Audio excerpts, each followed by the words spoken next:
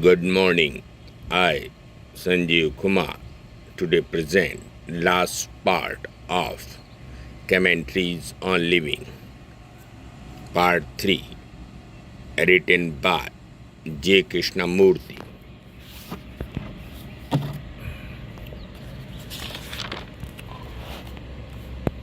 Attention is a strange thing.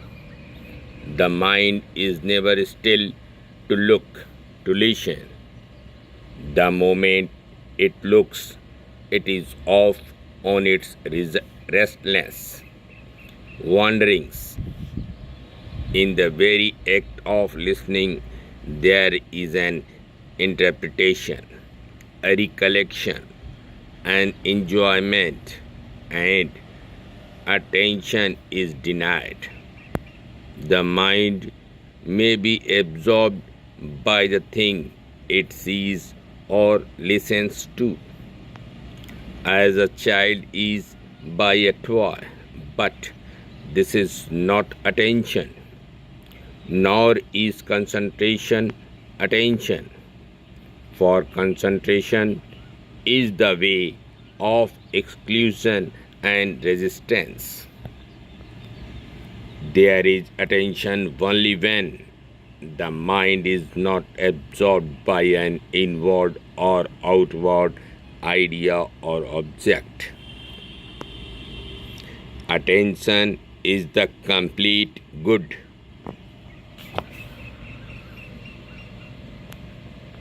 The occupied mind is a dull, routine mind.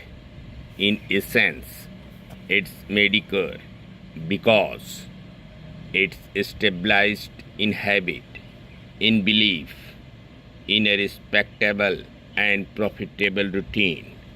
The mind feels secure both inwardly and outwardly. Therefore, it ceases to be disturbed. I ask myself, what have you done with your life apart from your family and your job? What have you actually accomplished? What do you mean by self knowledge? It is to perceive the ways of your own mind. It is to learn about your cravings, your desires, your urges and pursuits, the hidden as well as open. There is no learning where there is the accumulation of knowledge. With self knowledge, the mind is free to be still. Only then is there the coming into being of that which is beyond the measure of the mind.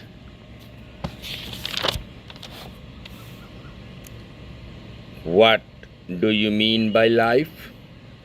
Life is everything: jealousy, vanity, inspiration, and despair, social morality, and the virtue which is outside the realm of cultivated rightness, knowledge gathered through the centuries, character, which is the meeting of the past with the present, organized beliefs called religions, and the truth that lies beyond them, hate and affection, love and compassion, which are not within the field of the mind. All this and more is life. Meditation is the flowering of goodness. It is not the cultivation of goodness. What is cultivated never endures. It passes away and has to be started again. Meditation is not for the meditator. The meditator knows how to meditate. He practices, controls, shapes, struggles, but this activity of the mind is not the light of meditation. Meditation is not put together by the mind.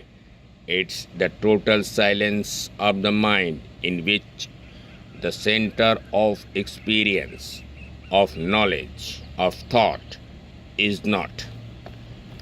Meditation is complete attention without an object in which thought is absorbed. The meditator can never know the goodness of meditation. What is total action? It is certainly not putting together of various activities. To understand total action, fragmentary activity must cease. It's impossible to see at one sweep the whole expanse of the heavens by going from one small window to another. One must abandon all windows. That sounds fine intellectually, but when you see the hungry, the miserable poor, you boil inside and want to do something which is most natural, but mere reform is always in need of further reform, and to carry on these various fragmentary activities without understanding total action seems so mischievous and destructive. What was done yesterday can be undone today. There is no permanent continuancy of anything. Continuancy can and must be dissipated through the understanding of its process. We are afraid not of the fact, but of the anticipated effect of the fact. The mind foresees and is afraid of what might be. The mind is afraid not of the unknown, but of losing the known. The silent mind is not a reflective mind. To reflect, there must be the watcher and the watched. The experience heavy with the past. The silence of the total is meditation.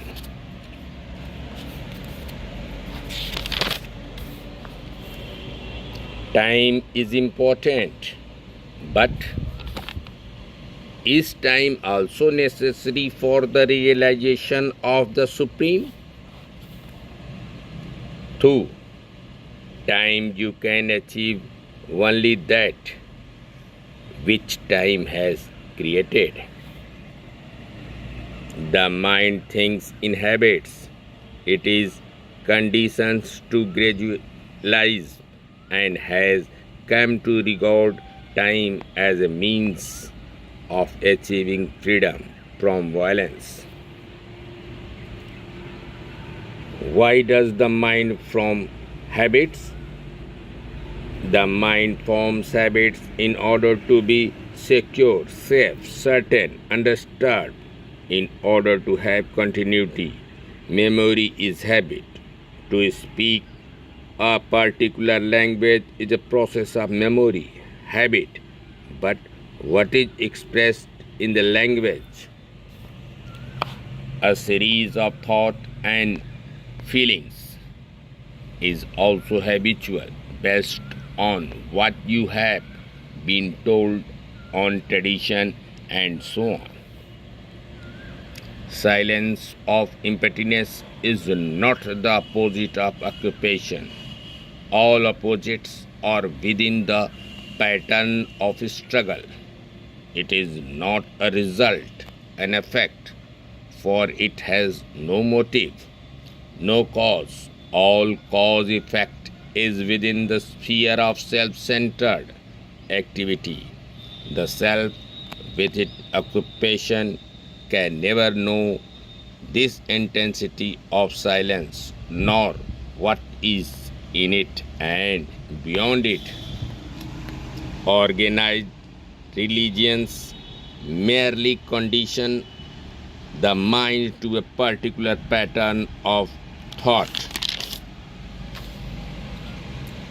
If we left the religious organization to which we belong, we would feel lost, and sooner or later we would pick up another belief with which to deceive ourselves and fill our own emptiness.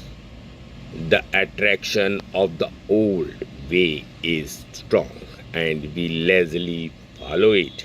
Thank you.